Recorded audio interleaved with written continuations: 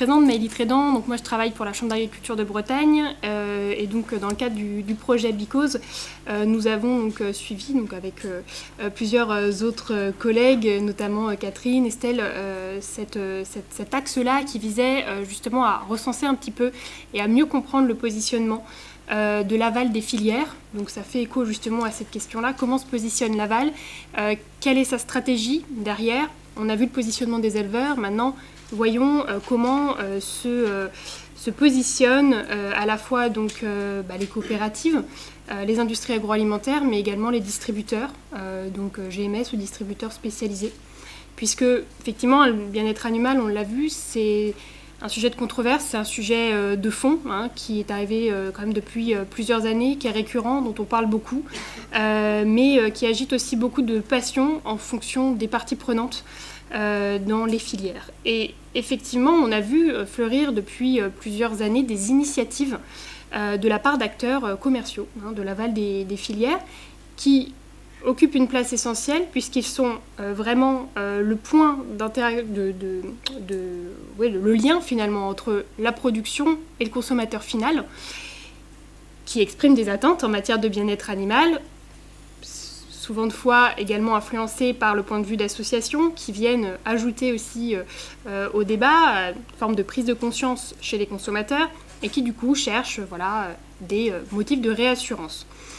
Et donc, ces acteurs commerciaux, des distributeurs, mais également des industries agroalimentaires, peuvent prendre des décisions qui vont au-devant des lois et donc qui accélèrent d'une certaine manière, qui contribuent à accélérer ces modifications pour les éleveurs. Donc c'était important de capter un petit peu leur positionnement, de voir à la fois qu'est-ce que vous êtes dans l'attente de faire pendant les prochaines années,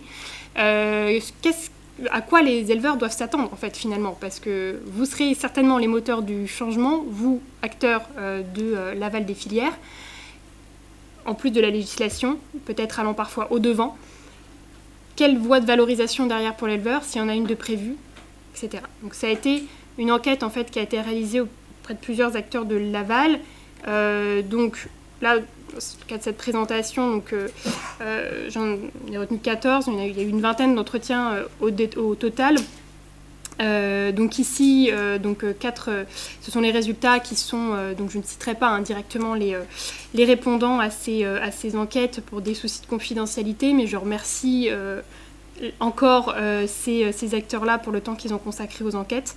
Donc vous verrez ici 4 GMS distributeurs, distributeurs spécialisés, 6 industries agroalimentaires et transformateurs et 4 coopératives et groupements de producteurs que nous avons rassemblés dans ces différentes catégories et qui se sont prêtés au jeu de la question-réponse au travers d'un entretien semi-directif découpé en 3 séquences.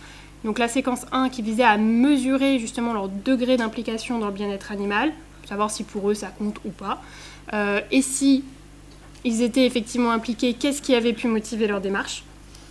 Est-ce que ce sont des pressions exercées par les associations? Est-ce que ce sont les consommateurs qui les influencent? Est-ce que c'est l'évolution de la société en général, etc. Deuxième séquence autour de ces mesures, quelles ont été les mesures mises en place, les freins ressentis et puis les aides mises en place qui sont envisagées. Et puis une troisième séquence qui porte plutôt sur leur vision stratégique, un petit peu leur vision du futur en matière et de leur futur projet en matière de bien-être animal. Donc je précisais que ces entreprises-là qui rayonnent en général, qui ont un siège social basé donc, dans nos régions qui sont Bretagne, Normandie, Alsace et Pays de Loire, rayonnent en général sur plusieurs régions et puis et également région parisienne, j'ai oublié, qui couvrent une ou plusieurs filières d'élevage. Voilà, donc qui permettent d'avoir un aperçu. Alors pour la première séquence de cet entretien, donc la mesure de l'implication du bien-être animal par ces structures, là on voit que sur les 14 répondants, il y en a quand même 13 qui ont répondu oui, on est impliqué dans le bien-être animal. Alors ça atteste d'une mobilisation, même dans des degrés divers, pour ces acteurs-là. Des dates d'implication qui oscillent de 2 à 20 ans. Alors, en moyenne, finalement, on est sur une implication qui date d'il y a une dizaine d'années pour les distributeurs, ce qui correspond à peu près aux premiers premières alertes lancées par les lanceurs d'alerte, typiquement certaines associations, et qui correspondent aussi à une prise de conscience de la part de certains consommateurs et qui du coup étaient en besoin de réassurance. Côté industrie agroalimentaire, ceux-ci étaient déjà étaient en veille avant, dès les années 2000, notamment en observant leurs homologues ou concurrents du nord de l'Europe, qui étaient déjà investis sur la question du bien-être animal. Et puis, il ne faut pas oublier les initiatives de segmentation qui existent déjà, notamment les labels rouges, le bio, qui possèdent des cahiers des charges dans lesquels il y a des lignes qui concernent déjà le bien-être animal. Donc, on était déjà, pour ces entreprises-là, quelque part sensibilisés et plutôt au départ dans une démarche de segmentation et de veille par rapport à l'évolution d'une réglementation. D'où vient cette implication ? Eh bien, je l'ai dit un petit peu en filigrane, il y a l'attente consommateur, mais il y a aussi des pressions directement exercées. On parlait tout à l'heure des pressions exercées sur les éleveurs, mais il y en a également exercées sur les acteurs de l'aval. Et donc 12 entreprises sur les 14 qui ressortent ici reconnaissent avoir subi des pressions extérieures, donc dans la grande majorité des cas exercées par des associations. Parfois ça a été effectivement des retours consommateurs, mais relativement peu. Parfois également certaines prestations liées à un positionnement de concurrents qui du coup incitait à se pencher sur la question. Et globalement, oui, ce sont des pressions exercées par les associations. De manière à cerner un peu plus le sujet et à se demander, effectivement, il y a eu des pressions, mais est-ce que c'est ça qui a particulièrement contribué à votre avancée sur le bien-être animal ou est-ce qu'il y a d'autres choses ? Donc là, sur le graphique, vous voyez, donc il y a 2 questions, donc les oui-non ne se prononcent pas. La première question, donc, aux 12 structures qui ont subi ces pressions-là, on leur a posé la question, dans le cas où vous auriez subi des pressions extérieures, est-ce que ça a vraiment influencé significativement votre politique en matière de bien-être animal ? Donc oui, pour 8 répondants sur 12, 4 ont répondu non. Donc on est à peu près sur un tiers, 2 tiers. Autre question du coup posée à l'ensemble des répondants, est-ce que ces mesures est-ce que les mesures que vous avez mises en place et cet intérêt pour le bien-être animal a également été motivé par l'évolution des comportements et la volonté d'anticiper, donc comportement consommateur, comportement sociétaux, et la volonté d'anticiper la réglementation. Donc là, on est à oui, 10 réponses sur 14, non pour 2 d'entre eux, et puis ne se prononcent pas pour 2 d'entre eux également, notamment celui qui n'était pas ou très peu impliqué sur la question. Donc on voit que là on passe plutôt sur du 1/4, 3/4, donc il y a quand même une prise de conscience et une évolution qui se fait finalement plutôt en faveur de l'évolution sociétale que des pressions réellement exercées par ces acteurs du milieu associatif. Et à cette occasion, plusieurs entreprises ont souligné à ce stade de manière spontanée que la dimension éthique leur était chère, qu'il n'y avait pas juste la recherche de répondre à des injonctions sociétales, qu'il n'y avait pas juste des raisons économiques. On verra après d'ailleurs que sur le plan économique, la valorisation est complexe. Donc certaines ont même affirmé que c'était pas, que leur démarche n'était pas à relier à des pressions d'associations ou à des tendances législatives ou sociétales. Donc c'est aussi important de le rappeler qu'il y a un souci éthique derrière. Donc voilà, je synthétise rapidement, mais donc effectivement, l'intérêt est important pour la question du bien-être animal. Des démarches motivées certes par des pressions, mais aussi par un souci d'éthique. À noter aussi que les pressions ou les communications des associations à l'encontre de ces structures-là n'ont pas généré de perte de chiffre d'affaires. C'était aussi une question qui permet d'indiquer un petit peu l'importance, voir ce que ça peut peser dans le monde finalement de l'aval et de la crainte qui peut être générée par cette mauvaise publicité. Pour l'instant, il n'y a pas de répercussions négatives.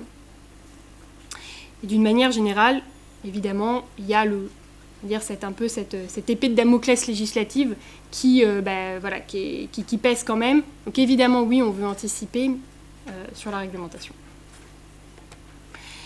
Quelles mesures ont été essentiellement évoquées? Alors là, c'est vraiment le regard de l'aval. On a vu tout à l'heure l'amont. Ici, on est sur le regard aval. En vache laitière, le diagnostic Boviwell est beaucoup ressorti. Aussi parce que ça permet aussi derrière de s'appuyer sur un certain nombre d'indicateurs. Le diagnostic Boviwell, il est connu. Il permet aussi d'interagir justement donc, avec différentes associations, montrer une progression. Donc beaucoup d'exploitations aujourd'hui sont engagées dans ce diagnostic-là et les institutions, enfin les groupes en fait, de l'aval s'appuient beaucoup sur ce diagnostic.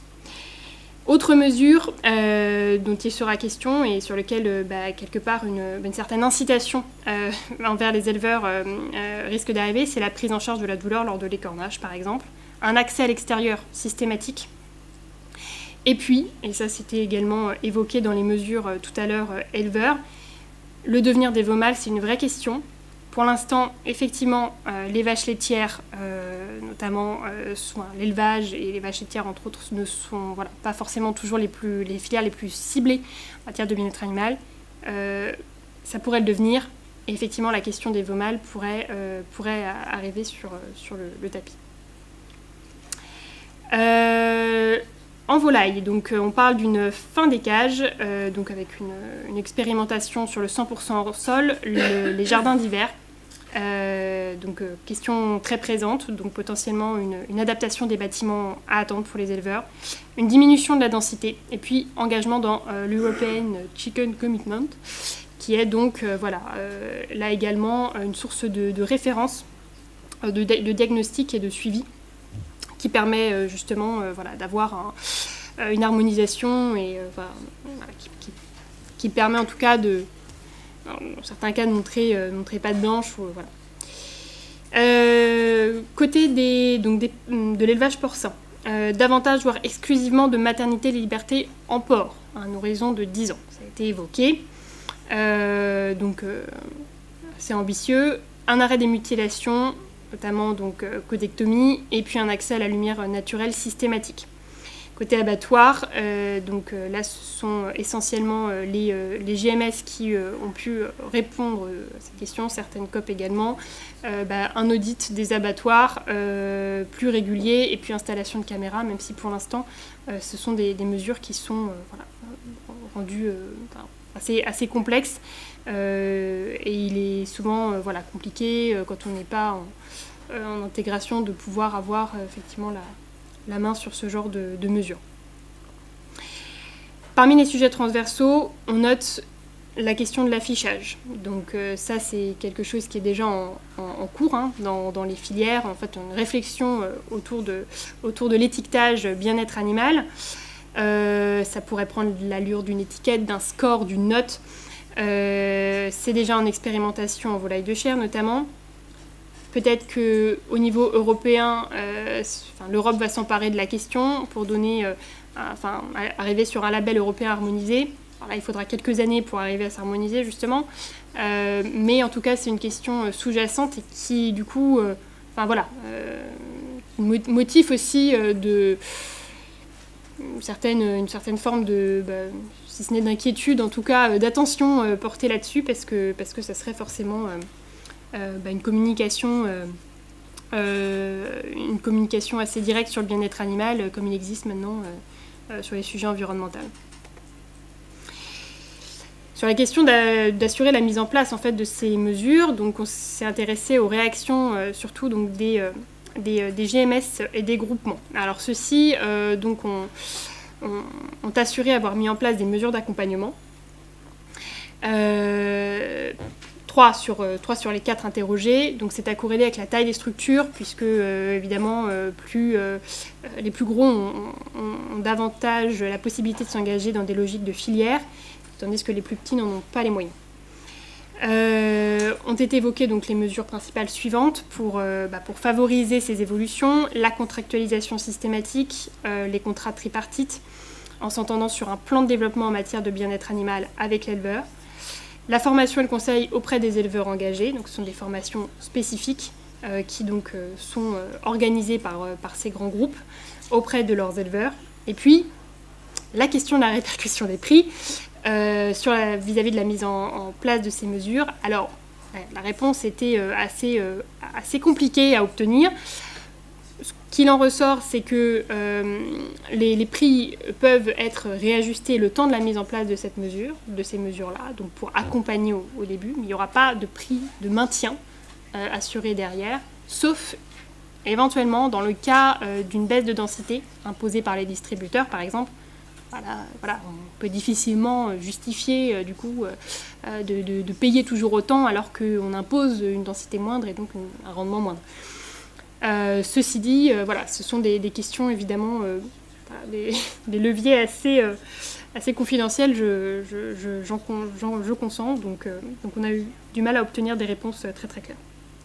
Côté des coopératives, donc il y en a 5 sur 6 qui ont donc bien insisté sur le fait donc, de la formation, de la co-construction, des évolutions avec les éleveurs. Ça rejoint un petit peu ce qui est fait en GMS, avec la question financière qui est là plus largement abordée et plus décomplexée, en disant de toute façon sans accompagnement financier, les évolutions ne pourront pas se faire. Ça c'est sûr. Par contre l'argent on le trouve où, c'est toujours une question récurrente. Donc, ça rejoint un petit peu ce qui est ressorti de l'enquête éleveur tout à l'heure qu'on voyait. L'économie c'est très limitant comme facteur pour les éleveurs, c'est le premier facteur. Et on voit en face qu'à la fois, il y a un accompagnement financier qui est timide à se mettre en place et que les débouchés pour de la segmentation sont pour l'instant assez limités également, voire, on va le voir après, pas forcément souhaités. Donc c'est le motif de la slide suivante, donc, qui montre en fait à la question le bien-être animal serait-il un motif de segmentation de vos marchés ? Donc les distributeurs ont répondu non dans leur majorité. Les COP et les groupements ont répondu non dans leur majorité. Les IAA ont répondu non dans leur majorité. Pourquoi ? Parce que l'argument de différenciation, d'après eux, ne serait pas compris par les consommateurs.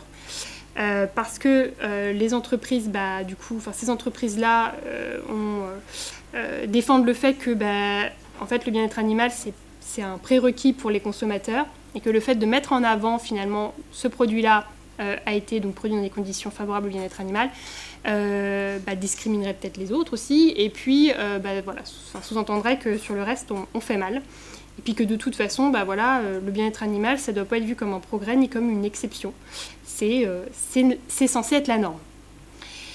Voilà le ressenti.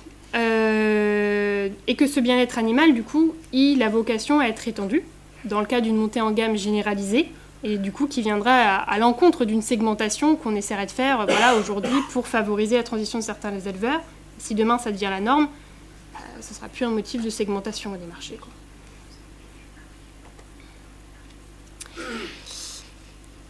Pour rentrer un peu plus dans le détail des stratégies évoquées par ces acteurs-là, les GMS donc, prônent effectivement une montée en gamme généralisée. Les distributeurs interrogés ont bien rappelé qu'ils se réunissaient régulièrement, notamment via l'AEBEA, l'Association pour l'étiquetage du bien-être animal, pour parler des sujets. Ils ont le sentiment effectivement que ça ne peut pas être un motif de différenciation du produit, à moins d'être associé éventuellement à un autre critère qui serait plus parlant pour le consommateur. Exemple, un critère environnemental ou peut-être à voir en fonction des filières, en fonction des produits, mais en tout cas communiquer directement et valoriser, mettre un prix supplémentaire sur ces produits-là, ça leur paraît compliqué. Et ils n'espèrent pas du coup réaliser de bénéfices particuliers sur une gamme spéciale bien-être animal. Pour les industries agroalimentaires, donc elles sont un petit peu plus nuancées sur la question de la différenciation. Parce qu'eux, ils sont prêts à s'engager peut-être dans un marché de niche, une gamme spécifique plus qualitative et donc plus valorisée sur le plan économique. En parallèle, donc, il leur paraît quand même évident qu'une montée en gamme généralisée, on n'y coupera pas, ce sera inévitable, à la fois pour se mettre en conformité avec la loi qui évolue, mais également les attentes consommateurs. Côté coopérative, on ne veut pas trop presser les éleveurs non plus, on a bien conscience que c'est compliqué pour eux, surtout si la rémunération derrière n'est pas au rendez-vous et s'il n'existe pas de marché. En même temps, on a bien conscience aussi qu'il faut avancer sur certaines questions pour ne pas se retrouver au pied du mur le jour où certaines mesures deviendront obligatoires. Autre sujet intéressant, là où tout à l'heure dans l'enquête éleveur on voyait c'est une contrainte mais une opportunité, le bien-être animal, eux de leur vision, côté aval, c'est pas vraiment une contrainte, pas vraiment une opportunité. C'est une tendance sociétale, on n'a pas le choix, il faut y aller. Voilà. C'est vraiment ça. C'est une évolution normale de la société, mais forcément, on ne parle pas avec les mêmes acteurs, on ne parle pas avec les mêmes problématiques non plus. Donc, voici un peu ce qu'il en ressort. Alors là, je voulais vous citer quelques exemples du coup au travers de deux filières, la filière porcine et la filière bovin-lait. Donc ce sont c'est l'agrégation finalement de résultats issus des enquêtes et de conférences qui ont eu lieu lors du dernier SPACE sur la question du bien-être animal, où justement il y avait différents acteurs qui interagissaient sur ces questions-là. Et qui permettent de donner un petit peu les orientations de ces deux filières-là, qui sont plutôt différentes et du coup assez, je trouve, intéressantes et qui illustrent plutôt bien ce qui vient d'être dit. Alors, segmentation sur le marché du porc ou pas segmentation, ce qu'il faut savoir, c'est que les ONG aujourd'hui, et ce vers quoi elles poussent, donc là on parle vraiment des ONG et des associations plutôt welfaristes, les associations abolitionnistes ne communiquent pas avec nous. Donc elle place finalement un standard très très haut, avec un standard bien-être animal, donc finalement une montée en gamme généralisée avec où il y aurait courette extérieure, plus de caillebotis, complètement sur paille, et puis une différenciation pour du haut de gamme 100% plein air en porc par exemple. Donc là-dessus il faut aussi relativiser les attentes. Donc Lolite Westerel qui s'est exprimé à cette occasion-là, et certaines coopératives qui travaillent sur des projets de bâtiments fermés ont relativisé aussi. On dit voilà, ok, on peut aller vers de la maternité liberté, moins de densité, des lumières adaptées et des lumières naturelles notamment. Par contre, c'est sûr que ça va avoir un coût et c'est sûr qu'il va falloir trouver une mesure compensée derrière. Il faudra aussi communiquer. Et puis là encore, les industriels qui étaient présents ont dit qu'en tout cas sur le marché du porc, il y avait une opportunité de segmentation pour le coup, pour permettre peut-être aux consommateurs d'identifier les produits de meilleure qualité. Après, est-ce que ça sera une stratégie payante sur le long terme ? En tout cas, c'est ce qu'en porc, pour l'instant, on essaye de faire. Ça dépendra bien sûr du consentement à payer du consommateur, qui se trouve en ce moment confronté je le rappelle, à beaucoup de labels. Faut pas oublier ça non plus, et une difficulté aussi pour s'y retrouver. Ça, c'est pour le porc. Donc on n'abandonne pas complètement en porc l'idée de la segmentation non plus. Côté bovin-lait, par contre, l'historique de la filière est évidemment différent, technique de production aussi. On n'est pas du tout sur la même chose. Mais là, il y a vraiment le pari de la montée en gamme généralisée pour la filière lait. Globalement, pour l'instant, c'est une filière qui, comme le disait André tout à l'heure, qui n'est pas trop embêtée, entre guillemets, par ces questions-là. On considère même qu'elle est plutôt en avance sur ces questions-là, avec l'accès à l'extérieur, des mesures qui permettent en tout cas de coller à l'image d'Épinal que se fait le consommateur de sa production alimentaire. France Terre de Lait a été créée lors des états généraux de l'alimentation, affirme que le bien-être animal ne doit plus être une option, mais c'est un socle d'évolution. Donc, grâce à différents critères, ça a été une manière aussi d'embarquer la filière dans une évolution des pratiques, de noter justement les exploitations par différents niveaux, excellents, bons, moins bons, et puis d'accompagner ceux qui étaient peut-être moins bons justement pour monter en gamme également. Et eux, leur stratégie, c'est vraiment de travailler sur l'image d'une marque du lait français, dans son ensemble, pour que tous les consommateurs puissent acheter ces produits, mais surtout qu'ils continuent à les acheter. Que ce ne soit pas concurrencé ou cannibalisé par un commerce extérieur, ou une concurrence extérieure. Parce que de toute façon, on a peu d'attentes en termes de valorisation liées au bien-être animal sur le lait. Donc ce qu'il faut, c'est arriver à conforter les consommateurs dans leur choix de lait français. Alors j'en arrive à la conclusion.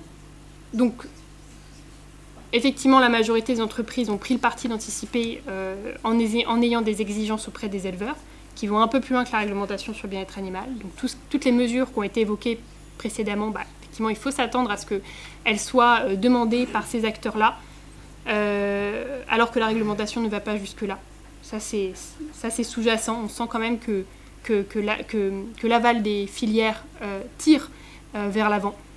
Cependant, ils affirment que, dans leur majorité, que c'est pas un argument qui peut servir sur le long terme à la différenciation sur le marché, parce qu'une montée en gamme généralisée risque de va devenir la règle. Donc avec le secteur le plus avancé en tout cas dans cette philosophie, c'est le secteur des ruminants, en particulier en production laitière. Ceci dit, un accompagnement financier des filières par l'État ou par certains acteurs reste une condition nécessaire et demandée par l'ensemble des filières pour cette montée en gamme. Autre question également, celle de la communication. Effectivement, c'est une question un sujet qui est revenu assez facilement sur le tapis pendant ces entretiens-là. C'est que le consommateur, il y a un décalage évident, on le disait tout à l'heure, entre ce qu'il pense de l'élevage et l'idée qui se fait de l'élevage et puis ce qui est réellement. Et puis l'idée qui se fait aussi du bien-être animal, parce qu'on peut très bien avoir beaucoup de bien-être en élevage confiné par exemple, et c'est pas forcément un critère de voir ces animaux en liberté. Donc ça là-dessus, nous notre rôle peut-être en tant qu'institution peut-être parallèle, c'est de la part des structures accompagnatrices, c'est de communiquer justement là-dessus peut-être pour faciliter, éduquer un petit peu le consommateur pour faciliter après derrière la mise en place de certaines mesures et puis et éviter justement que l'élevage ne soit stigmatisé, bien faire comprendre que il y a des efforts qui sont faits et ils sont significatifs et ils contribuent vraiment au bien-être. Alors autre remarque que je ferais vis-à-vis de cette étude qui est un peu une autocritique, on a interrogé quelques institutionnels, ils ne sont pas dans cette présentation parce que on manquait un petit peu de retour pour avoir une idée de l'accompagnement qui pourrait être proposé aux agriculteurs. C'est vrai que ça reste indispensable et donc il faut pouvoir il faut pouvoir aussi impliquer ces institutions-là et leur expliquer l'importance que l'accompagnement financier peut avoir pour une transition positive et efficace. Voilà, merci beaucoup pour votre attention.